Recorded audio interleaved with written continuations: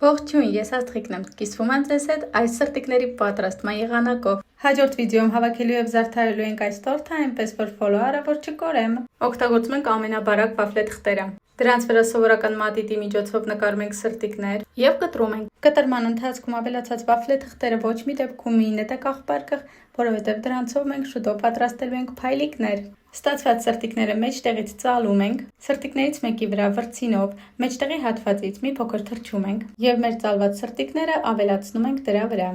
Հաջորդ սրտիկները նախ մի փոքր թրջում ենք, հետո նոր դնում ենք մեր հիմքի վրա։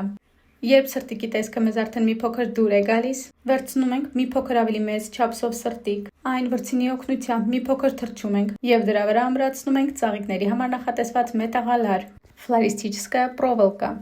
Ստացված սրտիկները ներկում ենք փոշի ներկերով։ Ստացված սրտիկները շատ թեթև են եւ շատ հեշտ պահպանվում են մետաղալարերի վրա։